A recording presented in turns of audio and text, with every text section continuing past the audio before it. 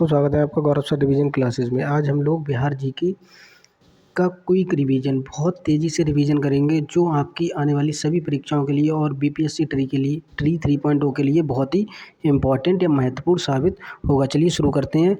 तो बिहार का स्थापना दिवस कब मनाया जाता है? तो ये 22 मार्च को, और ये 22 मार्च को मनाया जाता है। 22 मार्च 1912 को ये बंगाल से अलग हुआ था। और राजधानी इसकी पटना हो जाएगी। पटना उच्च न्यायालय की स्थापना कब हुई थी? तो 1913 को हुई थी, और उसका उद्घाटन 1916 को हुआ था। जनसंख्या की दृष्टि से इसका तीसरा स्थान है, और क्षेत्रफल की दृष्टि से अगर राज्यों में देखा जाए तो 12वां है। बाकी अगर राज्य और यूटी दोनों मिलाकर देखा जाए तो 13वां स्थान है।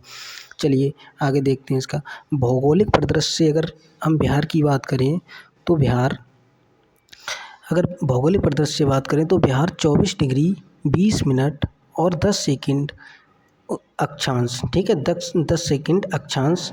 कौन से अक्षांश में होगा? ये उत्तरी अक्षांश, ठीक है, और 27 डिग्री 31 मिनट 15 सेकंड अक्षांश होगा नेपाल की तरफ, ठीक है। और अगर पूर्वी देशांतर की तरफ देखें तो 88 डिग्री 17 मिनट 40 सेकंड, और अगर उत्तर प्रदेश साइड पे देखें तो ये हो जाएगा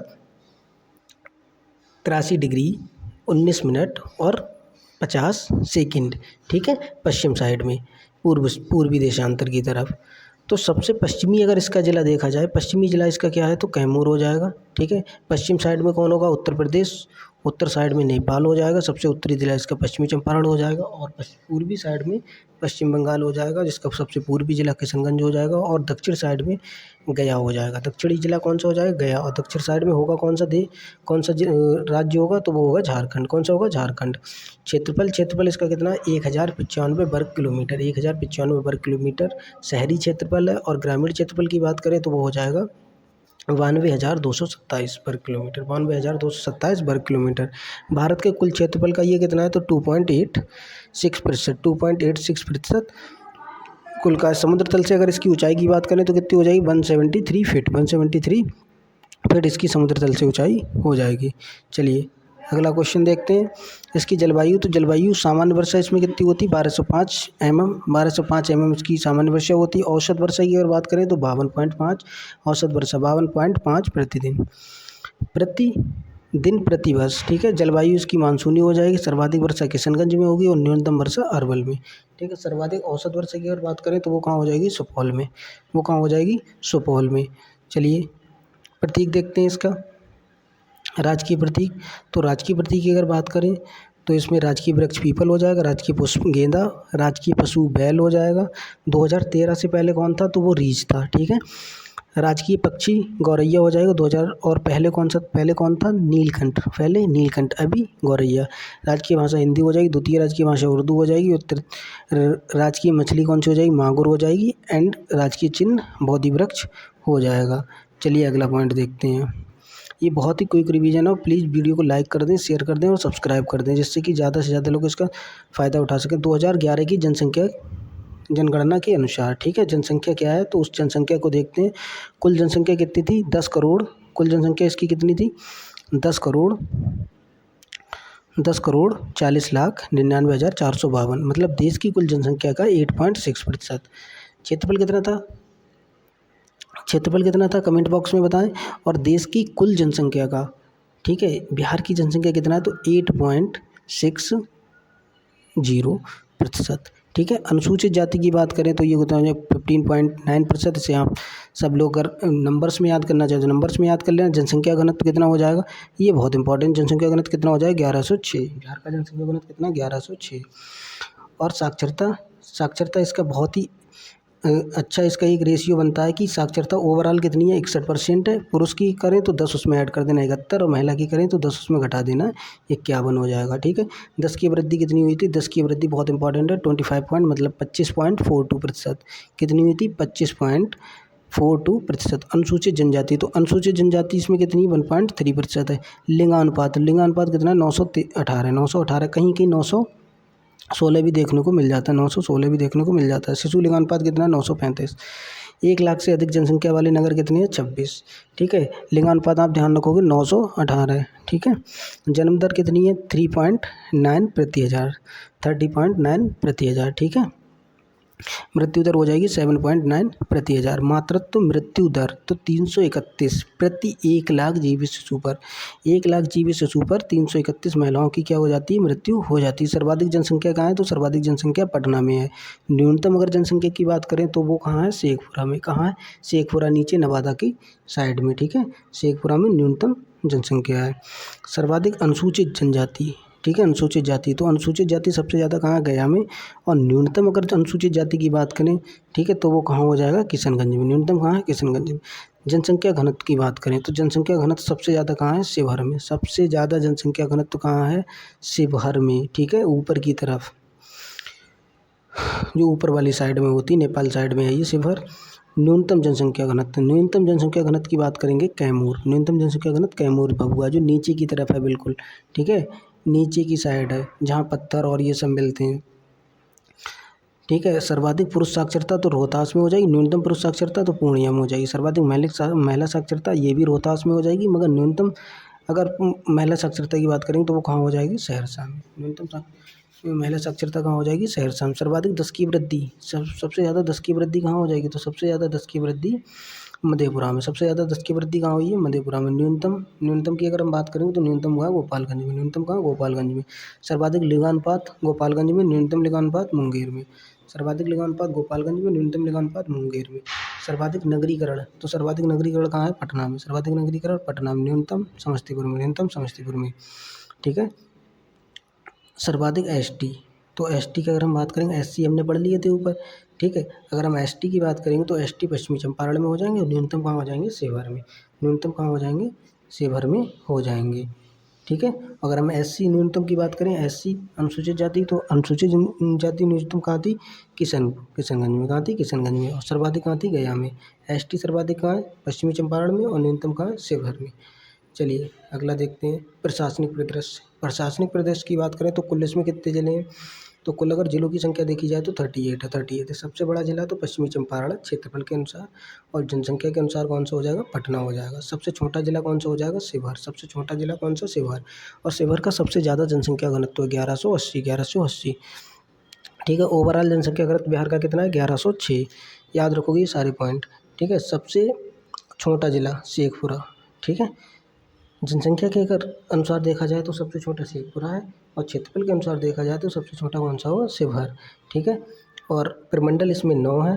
प्रमंडल इसमें 9 है, जिसमें पटना, मगध, सारण, तिरहुत, दरभंगा, कोसी, पूर्णिया, मुंगेर, भागलपुर, इन सभी में जैसे पटना में 6 ज़िले शामिल हैं, मगध में 5 ज़िले शामिल हैं, सारण में 3 है, तिरहुत में 6 हैं, दरभंगा में 3 है, कोसी में 3 है, पूर्णिया में 4 है, मुंगेर में 6 हैं और भागलपुर में 2 हैं। अनुमंडल इसमें कितने हो जाएंगे? अनुमंडल हो जाएंगे इसमें 101। अनुमंडल कितने हो जाएंगे? 101। सामुदायिक विकासखंड कितना हो जाएगा? 534। सामुदायिक विकासखंड 534। राजस्व गाँव कितने हो जाएंगे? 45,103। और पुलिस जिले कितने हो जाएंगे? 44। पुलिस जिले कितने हो जाएंगे इसमें? 44। चलिए अगला देखते हैं। अगला ये बिहार का मैप है, जो आप लोगों को बहुत अच्छे से पता होना चाहिए। इसके बॉर्डर डिस्ट्रिक्ट कौन कौन से, बॉर्डर से लगने वाले ज़िले कौन कौन से हैं। ठीक है, ये सब वो दे रखे हैं जो अभी मैंने आपको बताए थे। ठीक है, जो अभी मैंने आपको यहाँ पे समझाया था ये। ठीक है, इसका प्रमंडल समझाए थे। 9 प्रमंडल है। 9 प्रमंडल में किस प्रमंडल में कितने ज़िले शामिल हैं वो दे रखा है। ठीक है, ये तिरहुत में कितने शामिल हैं? 1 2 3 4 5 6। ठीक है, तो इसमें 6 ज़िले शामिल है। दरभंगा में कितने? दरभंगा में 3 शामिल है। तो इस तरह से ये दे रखा है। सारण में कितने? 3 शामिल। तो ये इस तरह से इसके बिहार के ज़िले और उसके प्रमंडल दे रखे हैं। ठीक है, अगली अगर आ जाए सीमा, तो सीमा की बात करेंगे। तो सीमा की अगर हम बात करें तो उत्तरी साइड में नेपाल है। तो नेपाल से लगने वाले कितने ज़िले हैं? तो 7 ज़िले हैं। कौन कौन से हैं? पश्चिमी चंपारण, पूर्वी चंपारण। ठीक है, पश्चिमी चंपारण, पूर्वी चंपारण, कौन कौन से हो जाएंगे? पश्चिमी चंपारण और पूर्वी चंपारण। ठीक है, थोड़ा बड़ा कर देते हैं, पश्चिमी चंपारण और पूर्वी चंपारण। चलिए अब देखते हैं कौन कौन से। पश्चिमी चंपारण, पूर्वी चंपारण, सीतामढ़ी, मधुबनी, सुपौल, अररिया, किशनगंज। पश्चिमी चंपारण, पूर्वी चंपारण, सीतामढ़ी, मधुबनी, सुपौल, अररिया, किशनगंज। ये नेपाल से लगने वाले बिहार के 7 जिले हैं। अब उत्तर प्रदेश से लगने वाले, तो उत्तर प्रदेश से लगने वाले कितने हैं? 8 हैं। कौन कौन से हैं? पश्चिमी चंपारण, सिवान, सारण, बक्सर, भोजपुर, कैमूर, रोहतास, गोपालगंज। ठीक है, ये गोपालगंज ऊपर होगा, ये बाई मिस्टेक जो ऊपर नहीं लिखा था तो इसलिए नीचे लिख लिया था इसका। तो टोटल 8 जिले उत्तर प्रदेश से सीमा बनाते हैं। और बिहार की दक्षिणी साइड में कितने? तो दक्षिणी साइड में भी 8 जिला जो झारखंड से सीमा बनाते हैं। तो वो कौन कौन से? रोहतास, ठीक है, कौन कौन से हो जाएंगे? रोहतास हो जाएगा, औरंगाबाद हो जाएगा, गया हो जाएगा, नवादा हो जाएगा, जमुई हो जाएगा, बांका हो जाएगा, भागलपुर हो जाएगा, कटिहार हो जाएगा। ठीक है, रोहतास, औरंगाबाद, गया, नवादा, जमुई, बांका, भागलपुर और कटिहार, ये इसके ज़िले हो जाएंगे जो झारखंड से सीमा बनाते हैं।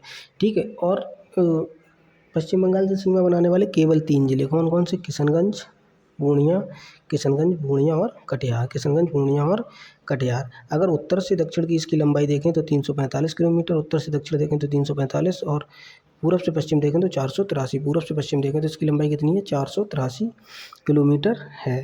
तो ये बिहार के कुछ इंपॉर्टेंट फैक्ट हैं। अभी ये बिहार का मैप आ गया तो इसमें दे रखा है कि नॉर्थन सबसे उत्तरी डिस्ट्रिक्ट कौन सा है, तो देखो ये दे रखा है, सारे इसमें बताए गए। उत्तरी डिस्ट्रिक्ट वेस्ट चंपारण हो गया, ठीक है। ये सबसे पश्चिमी डिस्ट्रिक्ट हो जाएगा आपका कैमूर हो जाएगा, सबसे दक्षिणी साउथर्न गया हो जाएगा, ठीक है। और ये शेखपुरा को इंडिकेट किया गया है यहाँ पे, ठीक है, ये शिवहर को इंडिकेट किया गया है यहाँ पे ये एरो से, ठीक है। और ईस्टर्न अगर सबसे पूर्वी जिला पूछा जाए तो कौन सा हो जाएगा? किशनगंज हो जाएगा। तो ये सब हम पीछे पढ़ भी चुके हैं। चलिए आगे देखते हैं। अब आगे अगर सिंचाई की व्यवस्था देखें तो सिंचाई में सबसे बड़ी नदी कौन सी है? यहाँ पे गंगा है। सबसे बड़ी नदी कौन सी है? गंगा, ठीक है, गंगा यहाँ की सबसे बड़ी। कुल सिंचित क्षेत्र कितने हैं? 57% यहाँ पर कृषि क्षेत्र जो कैसा है? सिंचित है। सबसे बड़ी सिंचाई परियोजना कौन सी? यहाँ पर गंडक, कौन सी है? गंडक। कुल सिंचाई में भाग, तो नलकूप का इसमें 63%, नलकूप का इसमें कितना है? 63% है। नहर से 30% सिंचाई होती है, तालाब और अन्य से 5% सिंचाई होती है। अगला देखते हैं लोक सत्ता, ठीक है, लोक सत्ता के बारे में देखेंगे यहाँ पर। तो ये क्या हो जाएगा? लोकसभा की इसमें यहाँ कितनी सीटें हैं? 40, ठीक है। एससी हेतु आरक्षण कितना? 6, एससी हेतु आरक्षण कितना है? 6। राज्यसभा की सीटें कितनी हैं? तो 16 है, राज्यसभा की 16 हैं, ठीक है। लोकसभा की 40 है, राज्यसभा की 16 सीट हैं। स्थानीय स्वशासन की बात करें तो जिला परिषद 38 है, पंचायत अभी पीछे भी पड़ चुके हैं हम, ठीक है, 534 हैं। ग्राम पंचायत की अगर हम बात करें तो 8406 हैं, और नगर निगम की बात करें तो 18 नगर निगम है। कौन कौन से नगर निगम है वो सब दे रखे हैं? पटना, गया, आरा, मुजफ्फरपुर, पूर्णिया, मुंगेर, कटिहार, बिहारशरीफ, भागलपुर, बेगूसराय, दरभंगा, छपरा, मोतिहारी, बेतिया, मधुबनी, समस्तीपुर, सासाराम और सहरसा, ठीक है। तो ये सारे के सारे नगर निगम दे रखे हैं। तो ये थे हमारे इंपॉर्टेंट क्वेश्चन जो हम लोगों ने डिस्कस करें। अभी इसकी 2-3 वीडियो और आएंगी जो पूरे बिहार को कवर करेंगी, बिहार के महत्वपूर्ण व्यक्तित्व और बिहार के नृत्य, ठीक है, परंपराएं, आधुनिक बिहार, बिहार के विद्रोह, ठीक है, ये सारे आपको देखने को मिलेंगे। तो चैनल को सब्सक्राइब कर लें, शेयर कर लें। बहुत छोटी छोटी सी वीडियो पर सटीक जानकारी जो आपको एग्जाम में हेल्पफुल होगी, बहुत ज़्यादा हेल्पफुल होगी। इसीलिए प्लीज़ कोई कमेंट हो तो नीचे कमेंट ज़रूर कर दें, और वीडियो को लाइक कर दें, शेयर कर दें।